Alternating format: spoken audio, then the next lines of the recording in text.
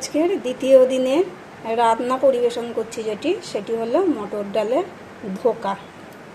এখানে আছে 200 গ্রাম মতো মটর ডাল, সামান্য একটু আদা, একটা কাঁচা লঙ্কা দিয়ে আমি বেটে রেখেছি।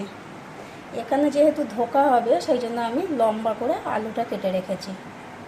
সর্ষের তেল রেখেছি এখানে সামান্য পরিমাণে চিনি, এখানে আছে ঘি, এখানে আছে আদা, গোটা জিরে, টমেটো বেটে রেখেছি, এখানে শিল ধোয়া জলটা আছে, এখানে আছে পরিমাণ মতো লবণ, এখানে আছে হলুদ গুঁড়ো, এখানে আছে কাশ্মীরি মির্চি, এখানে আছে ঝাল লঙ্কার গুঁড়ো ব্যবহার করব, যেটুকু আমার প্রয়োজনে আমি এটা ব্যবহার করব। এটা আছে গরম মশলা গুঁড়ো, এখানে আছে গোটা জিরে, শুকনো লঙ্কা এবং তেজপাতা। চলুন তাহলে শুরু করা যাক নতুন রান্নাটি।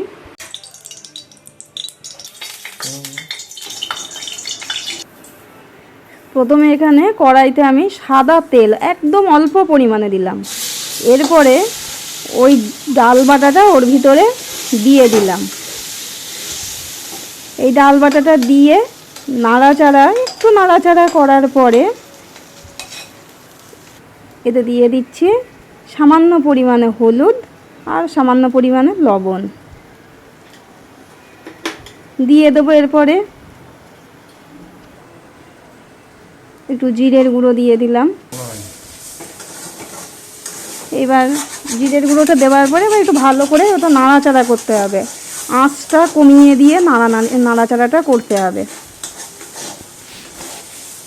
সমানেই নাড়তে হবে। এটাকে রেখে দিলে তলায় লেগে যাবে, যার জন্য এটাকে আমাকে সমানেই আঁচটা কমিয়ে দিয়ে নাড়াচাড়া করে জিনিসটাকে টাইট করে একটা ডো তৈরি করতে হবে। ওটাকে আমার ডো তৈরি, এরপরে আমি একটা বড় পাত্রে থালাতে ঢেলে নিলাম। ওটাকে ভালো করে ঢেলে নিয়ে ওটাকে থালায় ভালো করে ছড়িয়ে নিলাম, যাতে ওটাকে পিস পিস করে ভালো করে কাটা যায়। ওটা ধোকার আকারে কাটবো তো, এরপরে আমি পিস পিস করে এটাকে বরফির আকারে কেটে নিচ্ছি। হয়ে গেল আমার কাটা। এরপরে আমি আবার কড়াইতে সর্ষের তেল দিচ্ছি। সর্ষের তেলটা ভালো করে গরম করে নিতে হবে, ওটা কাঁচা থাকলে হবে না। ভালো করে গরম করে নিয়ে বরফির আকারে কাটা যে ওগুলো আমি তেলে দিয়ে দিলাম। এটাকে ভালো করে একটু কড়া করে ভেজে নিলাম। হয়ে গেছে আমার ভাজা, এবার আমি উঠিয়ে নিলাম। তারপরে আমি কড়াইতে আলু ওই তেলেই আমি আলু দিয়ে দিলাম। আলু দেওয়ার পরে একটু হলুদ ও লবণ দিয়ে আলু কটাকে লাল লাল করে ভেজে নেব। হয়ে গেছে আলু ভাজাটা আমি তুলে নিলাম।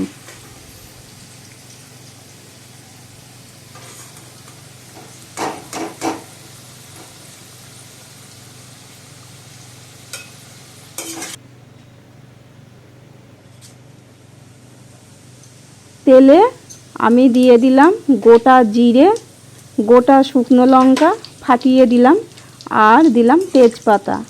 শুকনো লঙ্কাটা ফাটিয়ে না দিলে ওটা বাস্ট করার ভয় থাকে।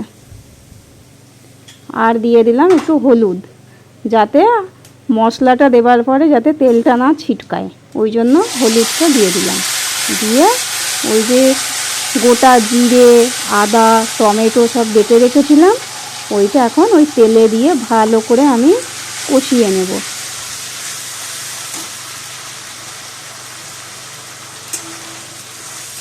হয়ে গেছে আমার মোটামুটি কষানো।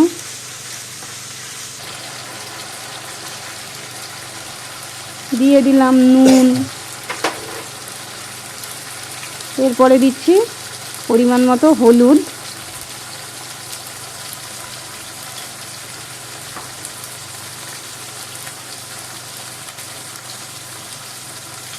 এরপরে দেবো একটু চিনি, স্বাদ মতো চিনিটা টেস্টটা ভালো করে, যার জন্য অল্প একদম সামান্য পরিমাণে চিনিটা দিয়ে দিলাম। এইবার ভালো করে আমার কষানো হয়ে যাচ্ছে মোটামুটি। এরপরে আমি দিচ্ছি কাশ্মীরি মির্চি, একটু কালারের জন্য কাশ্মীরি মির্চিটা ব্যবহার করলাম।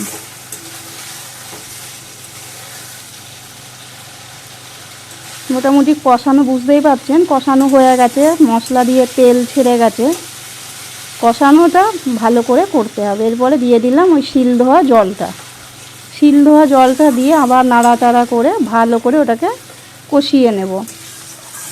আর একবার ভালো করে কষাবো, যত কষাবো ততই আমার রান্নাটা সুস্বাদু হবে।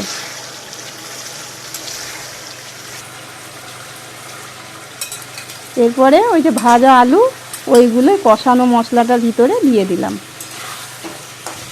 এবার ভালো করে নাড়াচাড়া করছি। দেখুন বন্ধুরা, তেল ছেড়ে যাচ্ছে, আবারও তেল ছেড়ে যাচ্ছে। তেল ছেড়ে যাওয়া মানে কষানোটা ঠিকঠাকভাবে কষানোটা হলো আর কি। এইবার আমি পাশে ঈষদুষ্ণ গরম জল রেখেছি।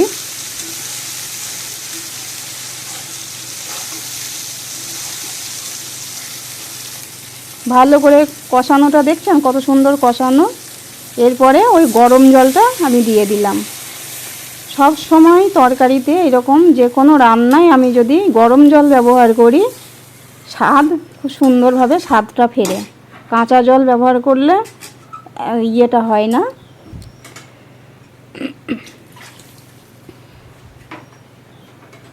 পরিমাণ মতো জল দিয়ে দিলাম।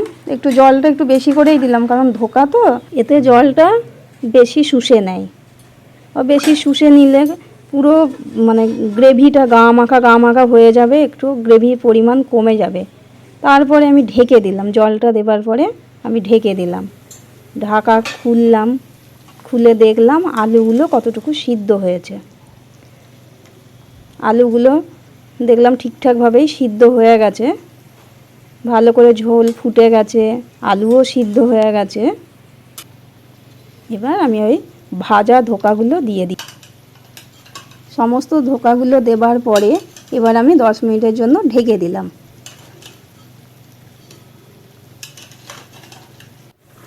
এবার ঢাকনাটা খুলে নিলাম।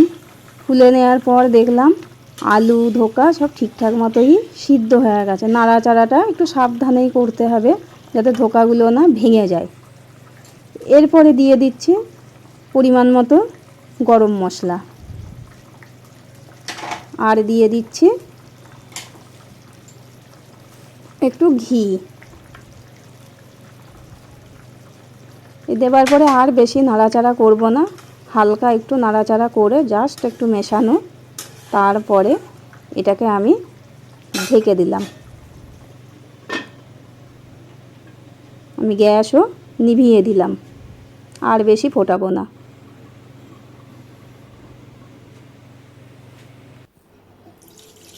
হয়ে গেল ধোকা। এটাকে আমি কি বলবো আমি জানি না, ধোকার ডালনা না ধোকার, এটাকে কি বলবো আপনারাই কমেন্ট করে জানাবেন।